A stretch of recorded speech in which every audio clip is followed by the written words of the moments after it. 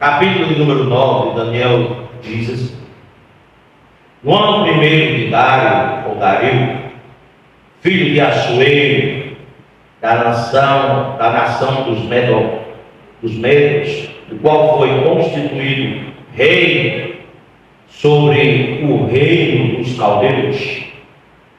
No ano primeiro do seu reinado, eu, Daniel, entendi pelos livros que o número de anos de que falou o Senhor ao profeta Jeremias, em que haviam de acabar as assolações de Jerusalém, era de 70 anos. No versículo de número 3, começa uma grande mudança. Que Daniel vai dizer assim: e eu dirigi o meu rosto ao Senhor Deus, para buscar com oração, rogos e jejum, e pano de saco. Em algumas traduções vai dizer e cinzas.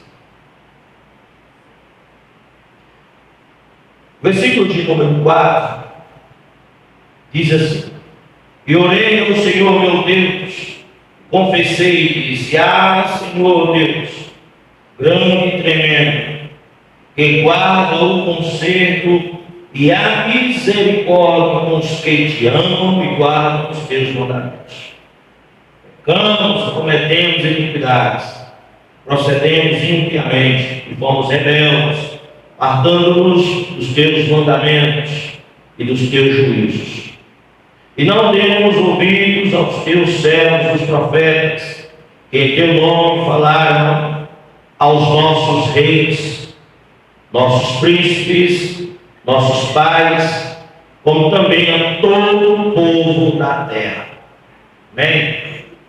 Deus Pai Santo querido, em nome do Filho de Jesus, nós te louvamos, exaltamos, agradecemos, muito obrigado por esta grande oportunidade que o Senhor nos concede de estarmos aqui reunidos na sua casa, mais uma vez para falar ao Santo Deus de Israel sobre a tua palavra, que não seja nós, mas seja o teu Espírito Santo a se manifestar com poder nesta noite, em nome do Senhor Jesus, sobre esta igreja, sobre estas vidas, porque o Senhor é poderoso para fazer muito mais do que nós imaginamos. Amém? Você pode sentar agora ao Senhor. Como pastor desta igreja, eu tenho um dever, que é zelar pela palavra do Senhor. Não é? A palavra diz lá no livro de 2 Timóteo, se não me engano é capítulo número 7, vai dizer assim: que nós devemos estar na presença de todos, ou comparecer na presença das pessoas, e principalmente de Deus, como obreiros aprovados, que maneja bem a palavra da verdade e não tem do que se envergonhar, ou do que se envergonhar. Não é?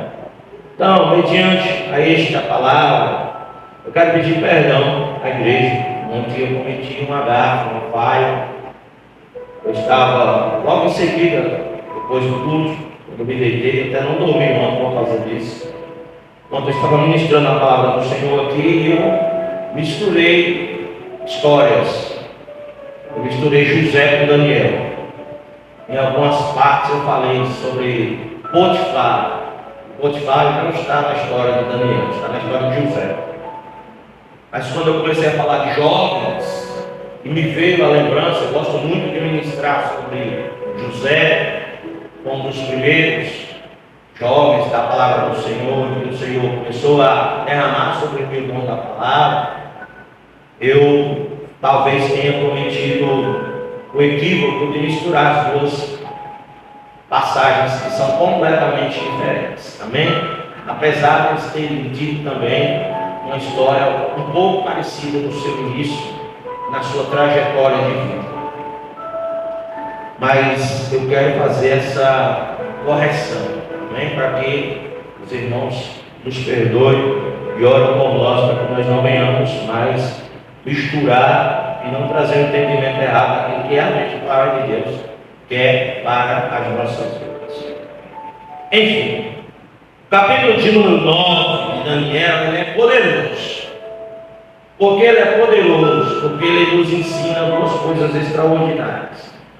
E que coisas extraordinárias são essas, pastor? Ele tem o poder, através do Espírito Santo de Deus e das palavras sábias do profeta Daniel, de abrir os nossos olhos para tirar e arrancar de dentro de nós raízes que foram plantadas pelo inferno. Acho só um pouquinho no fundo musical. Plantadas pelo inferno para destorcer em nós, muitas vezes, o poder da oração. O capítulo de número 9 de Daniel nos deixa muito claro de que nós devemos estar em constante oração com o Senhor. E quando isso fazemos, o Senhor Deus, que habita no meio de nós, Ele começa a nos dar direções. E essas direções, quando nós seguimos, nós somos tremendamente abençoados por Deus, inclusive através de uma outra perspectiva de visão e de entendimento. Aqui, a partir do capítulo 9, o ministério profético de Daniel é estabelecido de forma poderosa sobre a nação de Israel. Porque Daniel, ele não só tinha dons extraordinários, e era alguém extraordinário em sua, vamos dizer assim, vida, por separação, por santidade, por temor, por obediência, mas também ele foi alguém agraciado antes do derramado do Espírito Santo de Deus e dos dons que o Espírito Santo de Deus traz nos dias atuais, nos dias das nossas gerações, no tempo do Novo Testamento que nos foi entregue, após a morte do Senhor Jesus, para que fique bem claro e estabelecido o tempo, quando o Senhor foi assunto ao céu, quando está nos finais dos evangelhos sinóticos na palavra do Senhor, que o Senhor diz: eu estou indo, logo depois de passar 40 dias ensinando aos seus discípulos, mas deixo entre vós o meu Espírito. E quando o Senhor diz isso, aí vem sobre as nossas vidas coisas extraordinárias. E muitas vezes nós não compreendemos o que o Espírito é capaz de fazer em nós. Daniel, ele era tão agraciado por Deus, que ele recebeu do Espírito coisas extraordinárias, muito tempo antes de se falar sobre isso nos Evangelhos do Senhor. Os Evangelhos do Senhor falam de coisas grandes que os homens de Deus faziam através dos dons espirituais. No livro de Atos, que é o mais conhecido, capítulo número 2, vai falar do batismo em línguas, ou do dom de línguas. Fala que quando Pedro ministrava, os homens foram tomados pelo poder do Espírito Santo de Deus, e 3.000 almas naquele dia se juntaram ao corpo de Cristo, à igreja do Senhor. E as línguas foram repartidas, ou seja, eles começaram a falar outras línguas. E foram por muito tempo essa manifestação de poder. Nos Evangelhos do Senhor também fala, e eu me recordo agora também de Pedro, quando estava se dirigindo ao templo, nos dando um tapa na cara, que muitas vezes hoje resistimos à obra e à casa do Senhor, para apresentar as suas orações, ser instruído, ou ter a oportunidade de instruir alguém, não destruir, que é que muitas outras pessoas estão fazendo e a outras hoje, mas instruir era o que ele estava lá, para ir ou para receber. A palavra diz que o homem estava diante de uma porta chamada Formosa, e pede a Pedro esmola. E Pedro diz: eu não tenho ouro nem prata, mas o que eu tenho eu te dou. E aí começa a mostrar ao mundo estarrecido poder do Espírito Santo de Deus, que começava a emanar naqueles que foram discipulados pelo próprio Jesus. Pedro estende a mão e diz: olha para mim. Às vezes a gente até acha chato, né, quando o pastor diz: olha para cá, né? Porque é só uma olhadinha de lado, irmão, do dia pouco, né? Nós sabemos disso porque nós lemos 1 Samuel. Foi uma distraçãozinha, uma olhadinha para um lado, que colocou uma história de um homem extraordinário a atrair coisas e tragédias para a sua casa. Ele diz: olha para mim. Ele pega na mão e diz: eu não tenho ouro nem prata, mas o que eu tenho eu te dou. Levanta e anda. Dom da cura que provém do Espírito Santo de Deus. E o homem se levantou, colocou sobre os seus pés e andou. A palavra do Senhor também diz que o lenço dos apóstolos fazia milagre. A unção que estava sobre eles emanava até na roupa deles. A palavra do Senhor diz que a sombra dos apóstolos, por onde passava, curava. Dons extraordinários que só vêm através da oração. Daniel, no capítulo número 9, quando começa a meditar, ele confessa com os seus próprios lábios que ele estava estudando, ou seja, uma direção divina para nós, que somos preguiçosos muitas vezes de ler a palavra do Senhor, ou já lemos uma vez ou duas e já achamos que somos poliglotas, já queremos falar em hebraico, em aramaico, falar em altura, em profundidade, em peso, em espessura, e esquecemos de mencionar o simples, o básico, que é aquilo que realmente a revelação da palavra quer trazer para as nossas vidas. Amém. Daniel, ele revela que quando ele para ler, ele entende que ele estava se encaixando em uma nação que estava errando e muito diante do Senhor. E ele diz assim, no versículo número 2, na parte B, que nós podemos dizer assim: de que falou o Senhor ao profeta Jeremias, em que havia de acabar as assolações de Jerusalém, e que era de 70 anos.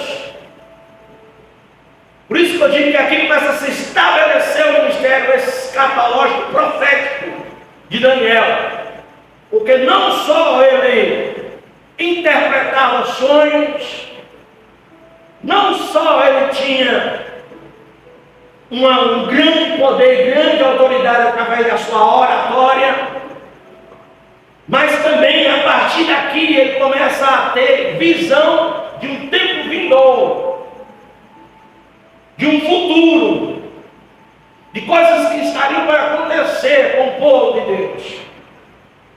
Aí no versículo de número 3, quando ele tem esse entendimento e essa visão, ele começa a dizer assim: e eu dirigi o meu rosto. Ou seja, ele está nos dizendo nesta noite o seguinte: eu parei de olhar para o que não importa, eu parei de dar atenção ao que não importa, eu perdi o interesse no que não importa, e estou agora me voltando para o que verdadeiramente importa na minha vida, para o que verdadeiramente é necessário. Cada palavra que está escrita, seja em qual língua for, ou em qual tradução bíblica for, ela tem algo extraordinário de Deus a nos ensinar. O problema é que muitas vezes, por não lermos, nos perdemos e nos embaraçamos e não alcançamos a graça, que é de graça, derramada sobre nós, por Cristo, todos os dias. Aí ele diz: quando eu parei de olhar para o que não importa, essa é e volto a minha atenção para Deus,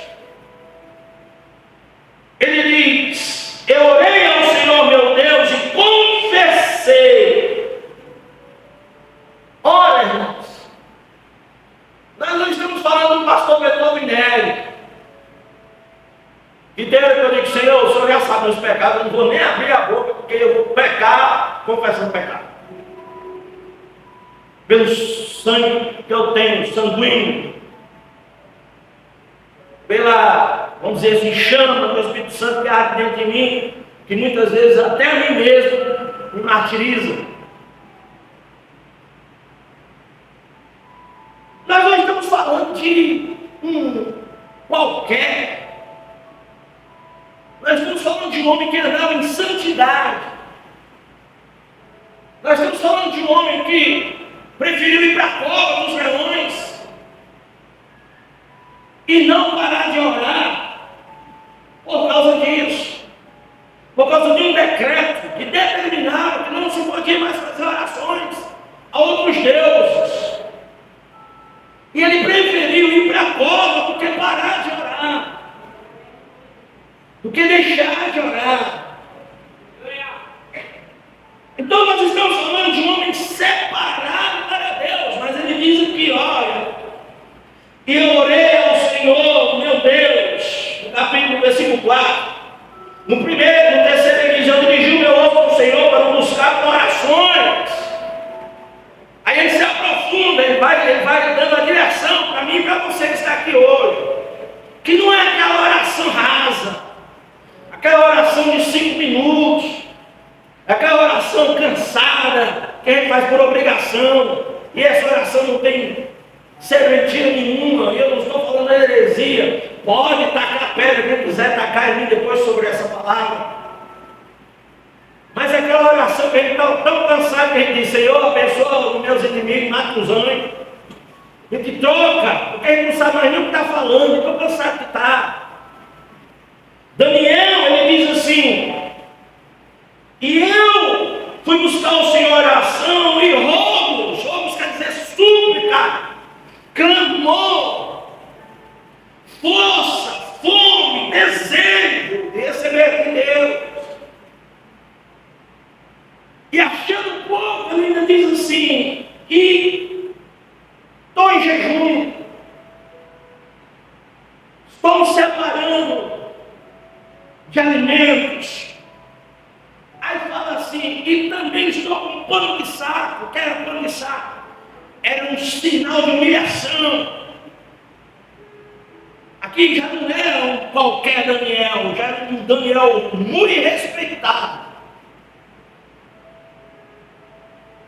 Não era um Zé Ninguém que andava com qualquer roupa, com qualquer veste. Não, ele tinha atributos no reino que exigia dele vestimentas parafernálias que o identificasse na função. Aí ele abre a nossa visão espiritual e diz assim: eu inclusive tirei tudo que era dor de mim. E estou me vestindo de pano de saco, dizendo assim: tu és muito maior do que tudo que eu tenho, Senhor, na minha vida. E essa casca, essa veste, essa pele, o que está ao meu redor, nunca vai se comparar ao teu poder, à tua graça, à tua majestade. Aleluia. Aí ele diz mais, ele diz assim: e ainda peguei cinzas. Os profetas do Velho Testamento pegavam cinzas e jogavam sobre eles, passavam sobre a sua cabeça, sobre as suas faces. O próprio Jesus, uma vez até repreendeu, quando estava ministrando para pessoas, ele disse que tivesse cuidado, que nós tivéssemos sabedoria a fazer certas coisas, porque ele estava dizendo assim: eu não vim mudar a lei, eu vim fazer com que ela se cumpra, mas só que agora há coisas para que você que está me vendo ou que vai me ver seja aqui onde for. Entenda, tem coisas que é para o povo de Israel, tem coisas que somos para nós, tem coisas que era para um tempo determinado, e tem coisas que são para um outro tempo. O Senhor estava dizendo, Daniel estava dizendo: eu estou vestido de pano de saco e estou jogando cinzas sobre mim. Que era uma referência ao que ele era diante do Senhor, pó e cinza. Aí o Senhor Jesus, tempos depois, diz assim: que não sejamos como os fariseus, os hipócritas, que vão para as praças, para as esquinas, e pegam as cinzas e colocam nas suas faces, para enganar o povo, para dizer ao povo que está jejuando, que está orando, que está pálido, que está separado das coisas, dos manjares, das comidas, dos alimentos. Daniel aqui está dizendo: eu estou me separando de verdade para ti. Aí no 4 que eu mencionei, e orei ao Senhor meu Deus, confessei e disse: ah, Senhor. Ou seja, estava doendo dentro dele, estava machucando sua alma, estava machucando o seu ser. E ele diz: ah, Senhor Deus grande e tremendo, que guardas o conserto e a misericórdia. Aí ele abre a visão para o mundo, e só tem quem lê, porque ele dá uma condição que muitas vezes nós não entendemos, principalmente os famosos eu sou igreja, principalmente os desegrejados, principalmente os itinerantes sem igreja, sem pastor, e muitos por aí fora, que nós devemos nos acautelar de ouvi-los, ter cuidado ao ouvi-los, porque a própria palavra, o próprio Jesus diz que são como lobos devoradores, que não estão trazendo verdadeiramente a essência do Evangelho e o significado do comportamento diante do Senhor. Eu costumo muitas vezes mencionar aqui, não me canso, farei quantas vezes for necessário, menção sobre Deuteronômio 28, que aquele que anda em obediência a Deus, as bênçãos correm atrás dele. Mas aqueles que andam ao inverso e são vistos pelo Senhor, não são palavras minhas, é Bíblia, como feiticeiros, porque estão em desobediência, a palavra do Senhor diz que as maldições é quem corre atrás deles. Aí Daniel, aqui no capítulo número 9, diz assim: olha, Senhor, ah, Senhor, Deus grande e tremendo, que guardas o conserto e a misericórdia para os que te amam e guardam os teus mandamentos. Isso é forte demais, irmãos.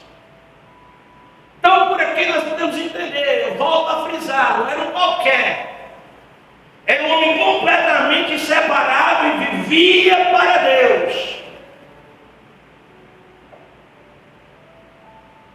sendo intérprete, sendo aquele que decifrava sonhos, sendo a palavra profética, sendo a presença de Deus em muitos lugares, e não honrando a Ele mesmo, e sim sempre a Deus na sua vida.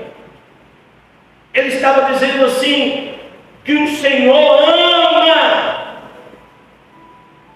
aqueles que guardam os seus mandamentos. Lá em Filipenses, capítulo número 4, versículo 6, Por favor, Juliana Câmara, coloca aí. Vai ter uma parte que fortalece esse entendimento. Filipenses capítulo 4, versículo 6 diz assim: não estejais inquietos por coisa alguma, antes as vossas petições, seus pedidos, nossas orações, sejam em todos conhecidas diante de Deus, pela oração e súplica, com ação de graças. Então há condições específicas que têm que ser estabelecidas dentro de nós para alcançar o trono de Deus através da nossa oração. Não é de qualquer forma, não é de qualquer jeito, não é agindo como queremos ou como pretendemos, não é falando qualquer bobagem, não é pulo, não é marcha. Não estou indo contra, amo a manifestação do Espírito Santo de Deus e gosto quando o Espírito Santo de Deus me faz pular, me faz marchar, me faz falar em línguas. Mas nós estamos falando aqui de atitudes que verdadeiramente chamam a atenção do Senhor. Essa é a primeira condição, a oração sincera. E sabendo que está posicionado. Aí no versículo de número 5 ele diz assim: ele não é aquele profeta que aponta o dedo só para frente. Ele não é aquele acusador. Acusador é papel do inimigo, de Satanás e de toda a sua corja. Ele não é crente pá, ele é crente inchada. Ele não é aquele que joga só para os outros, as mazelas, as doenças, os pecados. Não, ele está dizendo: eu também, traz para mim. Essa palavra está cortando em mim, está me consertando. Não é para quem não veio, é para mim. Ele está dizendo aqui, olha, ele está se incluindo. Pecamos e cometemos iniquidade e procedemos impiamente. Isso é gravíssimo. Volto a frisar, não é Mateus Silva, não é Deusa Nery, não é Beethoven Nery, não são os medalhões da fé, não são os famosos na internet, é Daniel. Ele está dizendo assim: e procedemos impiamente. Sabe o que é isso, irmão? Ele está dizendo: e procedemos como se não te conhecêssemos, como não soubéssemos quem o Senhor é, como não fizéssemos parte do mesmo corpo, como não fizéssemos parte da mesma fé. Estão agindo como inimigos. Estamos agindo como pessoas sem Deus. Estamos agindo como pessoas sem temor. Em outras palavras, para que fique claro, estamos agindo como seres piores do que demônios. Ah, pastor, isso não é verdade. A palavra do Senhor diz, olha só, presta atenção, que o Senhor diz aos discípulos: vamos passar para a outra margem. E ele vai com uma única função: libertar o homem de uma legião de demônios. Esta palavra ela é conhecida pela epígrafe bíblica, que está escrita em negrito em algumas bíblias, que diz assim: um endemoniado gadareno. discípulos no barco e vai até o outro lado do mar. Na verdade é um rio, mas aqui é tratado como mar, porque era muito extenso.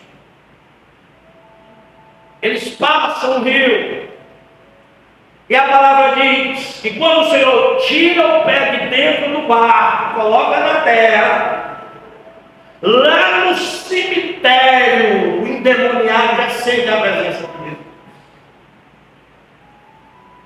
E ele vem até onde é Jesus que vai até ele.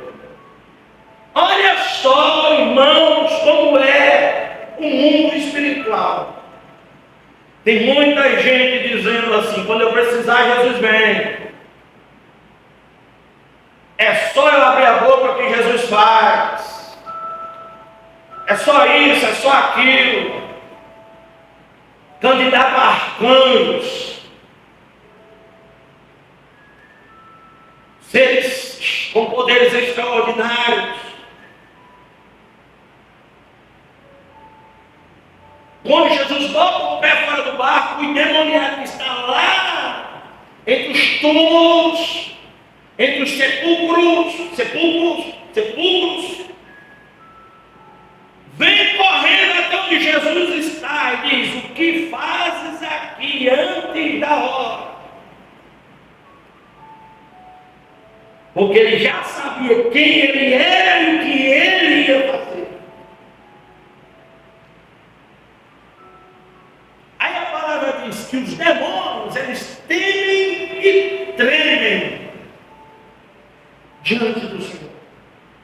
E nós, homens mortais, cheios de defeitos, boca suja, muitas vezes maltrapilhos, ignorantes, tolos, mentirosos, escarnecedores, kamikazes da igreja, homens bomba, mas que não estão para saquear inferno, mas para levar vidas para o inferno.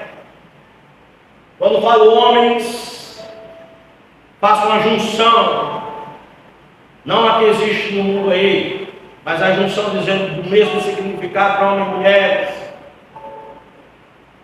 Achamos que quando precisar é só chamar, quando precisar é só gritar, quando precisar ele vem, para tudo que está fazendo e vem. Porque eu sou o umbigo do mundo, sou a joia rara de Jesus, sou a obra-prima das mãos de Deus, como muitos dizem por aí. Daniel está dizendo aqui, estamos agindo impiamente, um homem completamente voltado para a obra, para as coisas de Deus na sua vida. Pecamos, me aponte, pelo amor de Deus, me aponte. Você é teólogo, você é estudioso da palavra, me diga um pecado, me aponte aqui um pecado de Daniel, me aponte um. Só um. Me aponte uma transgressão, me aponte uma palavra, me aponte uma atitude, me aponte um comportamento. Se fosse na linguagem de hoje, dizer, me envie um print, me mostre a conversa. Não há, irmãos. E olha, não estou falando de Jesus não, estou falando de Daniel. Não há, nem na Bíblia e nem em outro livro que nos inspire a ler e trazer Deus para as nossas vidas, que fale ou que mencione qualquer ato, qualquer comportamento que seja a vida de Daniel que o denegrisse diante do Senhor. Mas ele está dizendo aqui: sou igual a eles, me comporto como eles, procedemos impiamente. Por quê? Aí ele vai dizer, a partir do versículo 6, que é o grande mal do mundo e da geração atual: não dá ouvidos às coisas do Senhor, não dá ouvidos às coisas de Deus, aos sinais. Irmãos, quando a gente tem Deus nas nossas vidas, tudo à nossa volta traz uma mensagem de Deus para nós.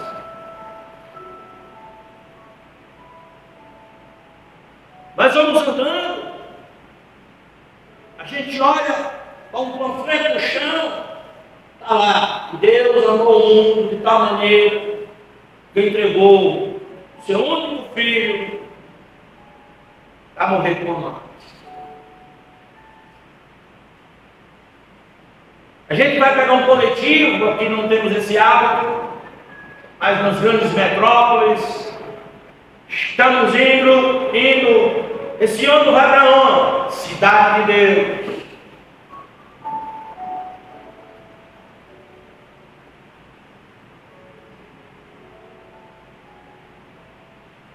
Hoje eu estava assistindo um filme com a pastora Deusa, ela não estava assistindo bem, a gente para, ela se deita ali no sofá, coloca algo para focar.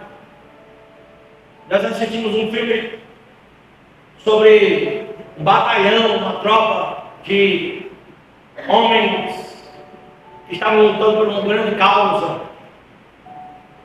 Quando termina o filme, aí aparece uma frase lá no filme: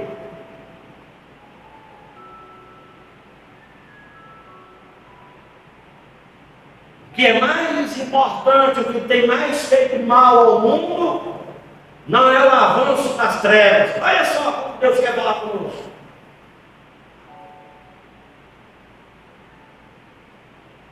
É os homens bons não fazerem nada. Não, aquilo me sacudiu, me fez refletir. Nós estamos muito acomodados. Olha a situação do mundo, não é da nossa igreja, não, é do mundo. Olha a situação das pessoas que estão sendo perseguidas pelo Evangelho, e nós estamos fazendo o quê? Agindo impiamente. Igual ao capítulo de número 9, versículo de número 4 e 5 de Daniel. Não, pastor, eu não estou. Estamos. Me fale quantas vezes essa semana você dobrou os seus joelhos para orar por Israel. E a Bíblia diz: orai por Israel. Me fale quantas vezes essa semana você dobrou os seus joelhos para dizer: volta Jesus. E a Bíblia diz: devemos orar pela volta de Jesus. Me fale quantas vezes essa semana você orou pela cidade, pelo seu país, por pessoas que você diz amar. Mas eu digo, não é orar assim, não. Senhor, eu estou te apresentando a Assembleia de Deus. Não, estou falando orar especificamente. Não é, comecei dizendo, não é aquela oraçãozinha de 5 minutos, não. É aquela oração específica, clamor, rogos. Parar realmente e dizer: eu vou jejuar para que o pastor Mateus vença na vida, para que a casa dele seja uma bênção. que ele transborde na graça do Senhor. Quantas vezes nós temos parado para dizer assim, vou orar pela pastora Deusa, porque essa pressão dela tem que ceder.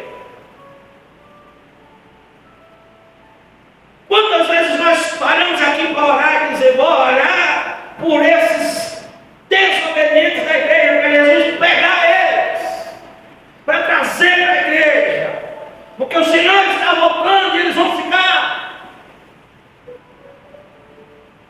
Quantas vezes nós estamos orando pelas pessoas que passam aí na rua, mendigos, maltrapilhos, endemoniados, e não estou tendo que me justificar porque será colocado na internet,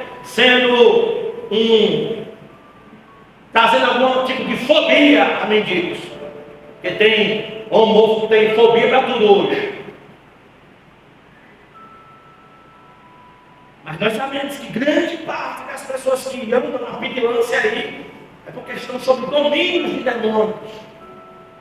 Mas quando nós olhamos, muitas vezes, eu digo isso porque eu, pastor Beethoven da Noite de Enere, mais de 30 anos de crente, esse ano faço 26 de ministério pastoral.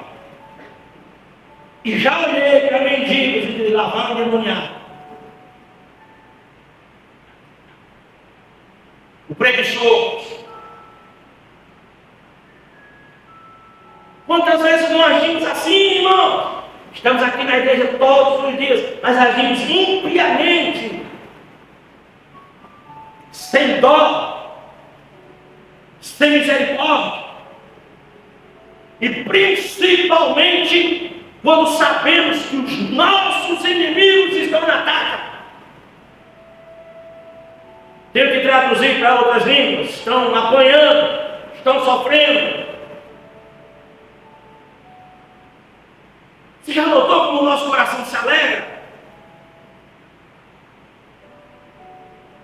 Não sejamos hipócritas. Não sejamos mentirosos. Porque o Senhor conhece o nosso coração.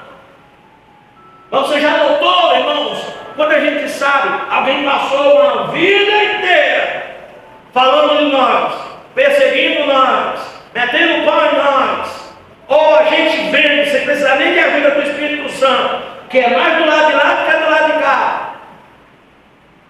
Aí de repente a gente vê a beira da miséria, tudo se acabando, tudo se destruindo, a enfermidade comendo no centro, e a gente olha e diz assim, mexa com ungido.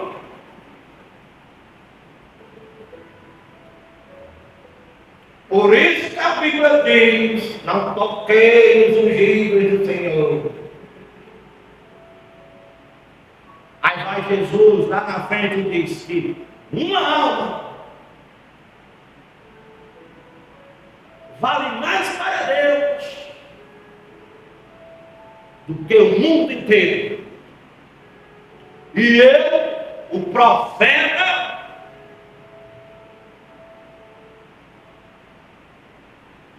o bom de Bíblia, quando vejo os inimigos perecendo, em vez de dizer, Senhor, tem misericórdia pela vida da alma, faz com que se arrependa antes de morrer. Vou dizer, Senhor, se tivesse consertado, não precisaria estar passando por isso. Que seria a nossa atitude justificada. Quantos avisos foram dados, quantos avisos foram... Mas às vezes queremos até os holofotes, queremos até que... Sabe aqueles camaradas que fazem stand-up, que é conhecido para nós hoje como stand-up, ou que se apresentam em palcos? Desde que começou a surgir palco, sempre houve uma luz sobre quem vai se apresentar. Não é assim? Que é conhecido por nós como holofotes. Está lá, vamos chamar fulano de tal para se apresentar. Hoje é mais conhecido como stand-up, apresentação, que hoje ninguém se utiliza mais de ir para teatro. Mas você pode ver quando o camarada chega lá, chega no microfone, aí uma luz se acende sobre ele, para destacar ele entre os outros. Você sabia que até nós nos colocamos nessa posição às vezes.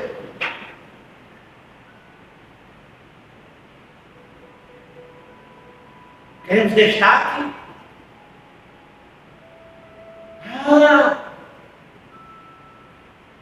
Aquele irmão, aquela irmã foi atropelado. O caminhão passou por cima, perdeu tudo, o marido foi embora.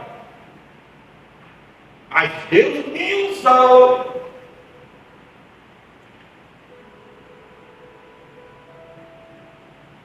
Deus me usou, falei. Tem que botar no carro de som, na rádio, na difusora, não existe mais. Porque tem que levar a fama, o like. Tem que ter seguidor. Então estamos agindo impiamente. Por quê? Porque nós não lemos Bíblia. Não nos apresentamos diante do Senhor, como Filipenses 4:6 diz. Não temos misericórdia dentro de nós. Temos pena de nós, temos pena do nosso, mas a casa do vizinho que exploda.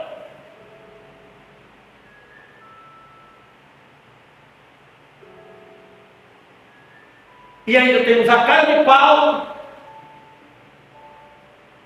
de vir para a igreja fazer campanha para alcançar bênçãos. Aqui era diferente. Aqui era para alcançar perdão. Senhor, pecamos. Versículo 5 do 9. Cometemos iniquidade. Procedemos impiamente. E fomos rebeldes. Olha que coisa forte. Apartando-nos dos teus mandamentos e dos teus juízos.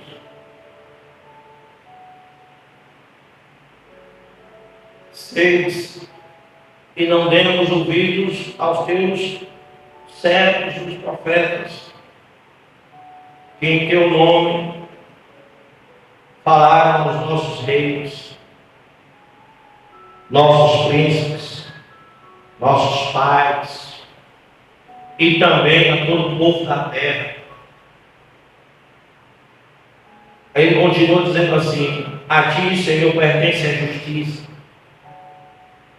mas a nós confusão do rosto, como se vê neste dia aos homens de Judá, aos moradores de Jerusalém, e a todo Israel, aos de perto e aos de longe, em todas as terras por onde tens lançado, por causa da sua prevaricação, porque prevaricaram contra ti. Ó Senhor, a nós pertence a confusão do rosto, aos nossos reis, aos nossos príncipes, aos nossos pais, porque pecamos contra ti. Ao Senhor nosso Deus pertence a misericórdia e o perdão, pois nos rebelamos contra Ele, e não obedecemos a voz do Senhor nosso Deus, para andarmos nas suas leis, que nos deu pela mão dos seus servos, os profetas. Sim, todo Israel transgrediu a tua lei, desviando-se para não obedecer a tua voz.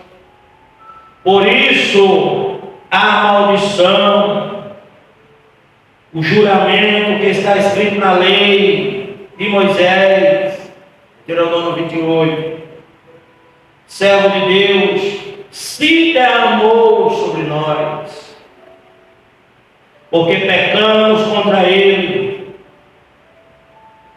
e Ele confirmou a sua palavra que falou contra nós, e contra os nossos juízes, que nos julgavam, trazendo sobre nós um grande mal. porquanto nunca debaixo de todo o céu aconteceu como em Jerusalém.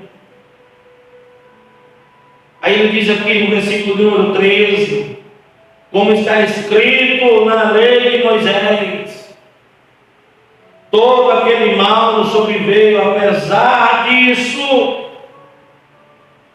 não suplicamos a face do Senhor nosso Deus, para nos convertermos das nossas iniquidades e para nos aplicarmos à tua verdade. Por isso o Senhor vigiou sobre o mal e o trouxe sobre nós. E tem muitas vezes que a gente bota a culpa do diabo. Não sou advogado do diabo, viu?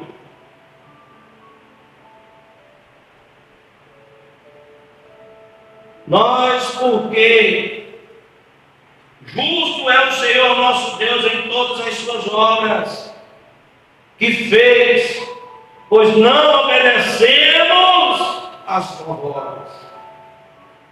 Na verdade, o Senhor nosso Deus, que tiraste o teu povo da terra do Egito com mão poderosa, e ganhaste para ti nome, como se vê neste dia, pecamos, procedemos impiamente. Ó Senhor, segundo as tuas justiças, aparta-se a tua ira e o teu furor da tua cidade de Jerusalém, do teu santo monte, por causa dos nossos pecados, por causa da nossa iniquidade, de nossos pais, tornou-se Jerusalém e o teu povo um opróbrio para todos os que estão ao redor de nós. A partir do versículo 20 diz assim: estando eu ainda falando e orando e confessando o meu pecado e o pecado do meu povo Israel, e lançando a minha súplica perante a face do Senhor, meu Deus, pelo monte santo do meu Deus, estando eu, digo, ainda falando na oração, o varão Gabriel, como eu falei ontem, 2 arcanjos receberam ordem de Deus para ir até um homem de carne e osso, um para lutar por ele e outro para falar com ele. Que eu tinha visto na minha visão, ao princípio veio voando rapidamente, tocou-me a hora do sacrifício da tarde, e me instruiu, falou comigo e disse: Daniel, agora sai para fazer, agora sair para fazer de entender o sentido. Só uma pausa aí, irmãos. Não posso passar essa parte sem falar isso. Nós estamos como zumbis. Temos corpo, temos osso, temos carne, mas não temos vida.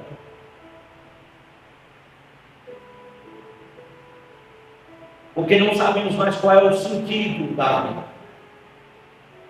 Qual o propósito do Evangelho? Qual é a nossa missão? Qual é o nosso chamado? Qual é a nossa função? Para alguns é suficiente vir aqui e por 45 minutos, 1 hora pregar. Para alguns é suficiente vir aqui por 5, 6, 3, 4, dependendo do hino, louvar. Para uns é suficiente vir dar um copo de água.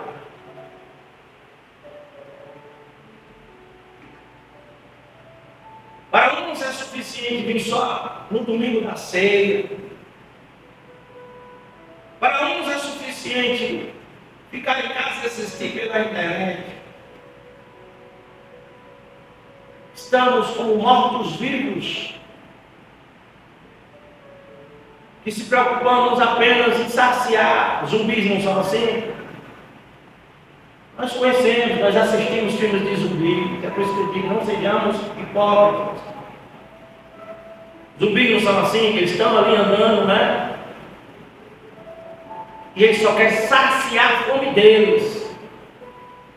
Eles não estão preocupados com outros zumbis.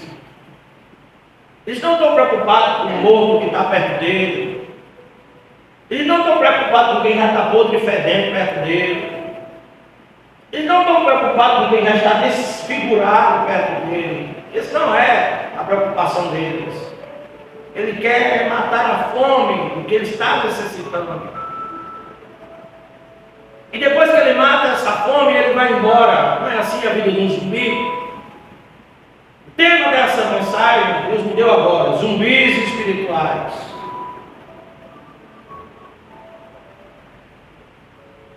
Ontem foi a amnésia espiritual, não é?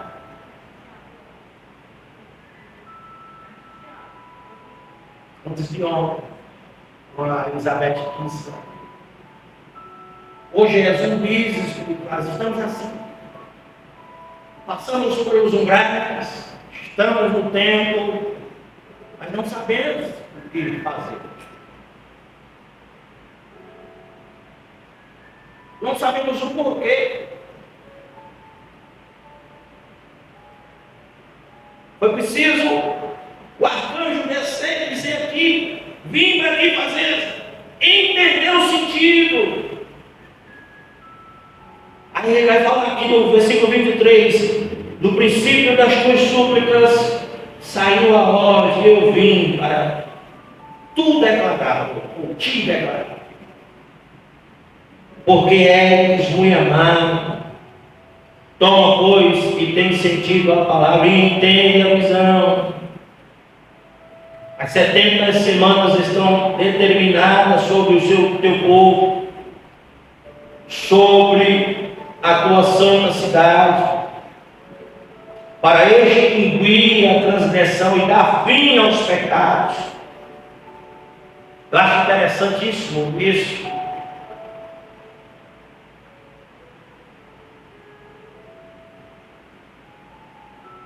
Nós sabemos que Deus ama o mundo de tal maneira que Deus deu seu único filho, não é? Para morrer por nós. Diz assim: Deus amou de tal maneira o mundo que deu o seu único filho para morrer por nós na cruz do Calvário. Mas você já notou quantas vezes Deus se manifesta a homens com grandes chamados? Aí Deus diz assim, como ele acabou de falar aqui, no versículo 24, preste bem atenção ali, ó.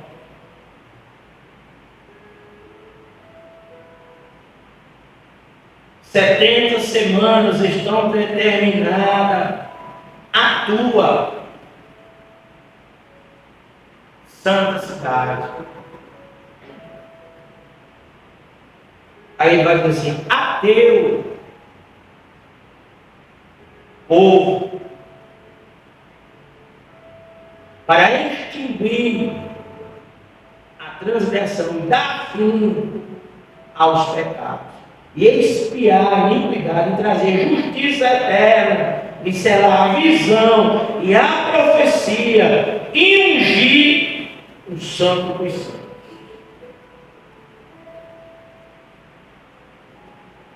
É interessante isso, né?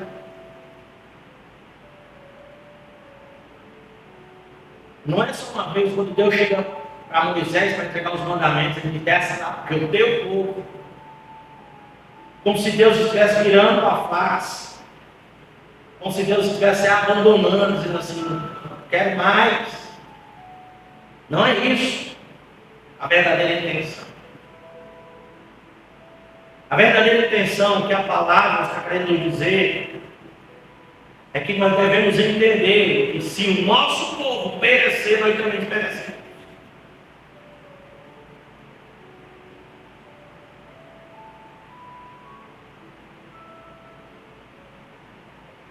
Se o nosso povo morrer, nós também morremos.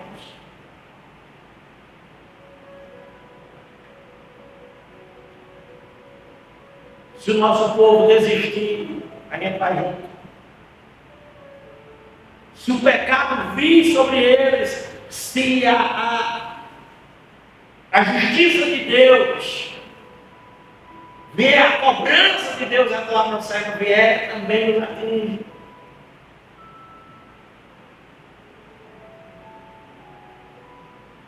Por isso que tem gente que você chega na casa delas, elas não lêem Bíblia, mas está lá aberto, Salmo 91, Salmo 23. Porque elas acham que a proteção delas é isso. Não, já é suficiente. Não, Deus está dizendo, se descer a mão, pegue todo mundo.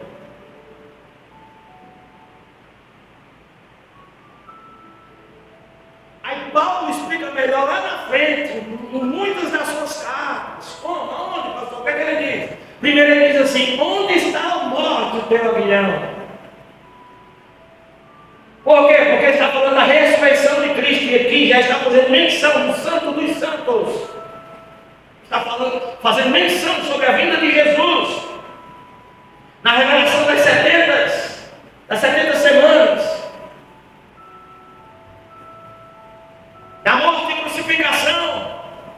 Do ungido de Deus. O verdadeiro ungido de Deus. Não o ungido dos homens. Aí Paulo fala sobre a ressurreição dele, morreu, mas no terceiro dia ressuscitou. Onde está a morte do teu aguilhão?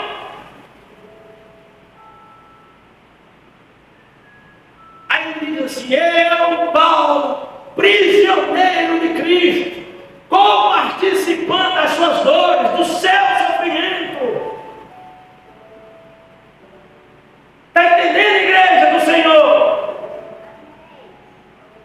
O Senhor está dizendo assim, quando vier punir, quando vier descer a mão, também vai pegar em nós que estamos na igreja. Agora a diferença é que se morrermos, o lugar que iremos é diferente. Se formos ceifados, como o povo da Síria tem sido, 1000 a cada dia, milhares por semanas, nós acordaremos no paraíso, ou já no céu, ou seremos arrebatados se tivermos a graça de estar naquele dia em que a trombeta soar, ou seremos ressuscitados se já estivermos sendo decompostos pela terra. Ela nos devolverá a Deus. Não somos super crentes, não somos super santos, temos legados, temos história, temos vivência, temos experiência, temos estrutura, mas não quer dizer que a enfermidade nunca vai nos alcançar, não quer dizer que o escuro nunca vai nos alcançar, não quer dizer que o carro nunca vai nos atropelar, não quer dizer que a fome nunca chegará na nossa casa, não quer dizer que a porta nunca se fechará, nunca Deus falou isso. Mas Deus falou que quando vem a peneira, aí se diferencia quem é e quem não é. Porque quem é se comporta como Daniel diz assim, eu estou no meio. Estou agindo impiamente. Perdoa-me, Deus. Pune-me. Desce a mão. Ou faz como Davi. Tira tudo, Senhor. Pode arrancar tudo. Já tomou o menino, toma o reino, toma a coroa, toma as esposas, toma o castelo. Só não tira o teu espírito. Esse é o sentido da visão. Finalizando, 25. Sabe e entende, desde a saída da ordem para restaurar e para edificar Jerusalém, até ao Messias, o príncipe, 7 semanas e 72 semanas, as ruas e as tranqueiras se edificariam mas os tempos angustiosos, e depois das 72 semanas, será tirado o Messias, e não será mais o povo do príncipe que há de vir. Destruirá a cidade e o santuário, e o seu fim será como uma inundação. Até ao fim haverá guerras, então determinadas assolações. E ele firmará um concerto com muitos por uma semana, e na metade da semana fará cessar o sacrifício e a oferta de manjares. Sobre a asa das abominações virá o assolador, e isso até a consumação. O que está determinado será derramado sobre o assolador. Deus deu a ele a visão, porquê do cativeiro, do porquê das guerras perdidas, do porquê do juízo, da vinda de Deus, através do seu Filho Jesus, da morte dele na cruz do Calvário, da ressurreição, da assunção dele aos céus, o tempo depois dele, o nome dele sobre todos os nomes. Depois Deus revela a visão a Daniel das semanas onde a paz haverá, porque alguém se levantará dizendo que vai trazer paz, e aí se dividirá em 7 semanas, 3 semanas e meia para cada fase, 3 semanas e meias de bênção, e 3 semanas e meia de choro, ranger de dente, perseguição, coisas terríveis acontecendo, e aí virá Satanás.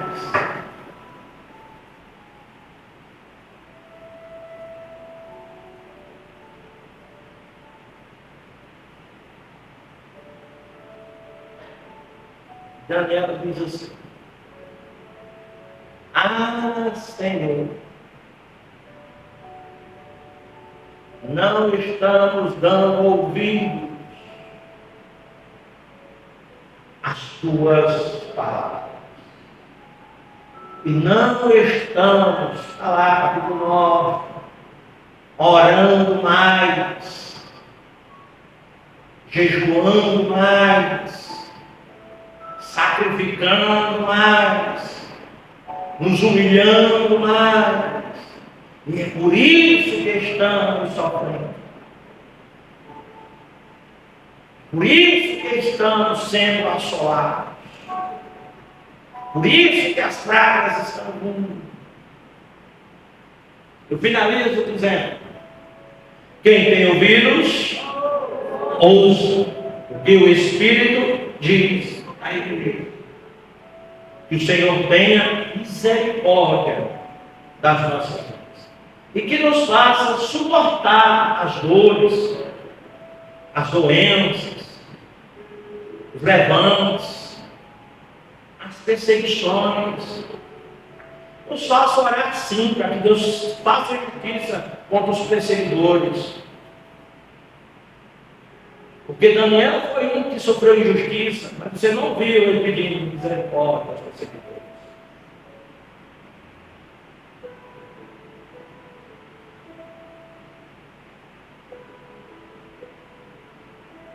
Mas isso não quer dizer que nós devemos nos alegrar com a derrota deles, ou nos comportar, estar no mesmo nível que eles. Deus nos chama para um nível diferente, para andarmos em retidão e santidade, e sermos cumpridores daquilo que votamos e que muitas vezes esquecemos. Quero convidar a igreja a ficar de pé.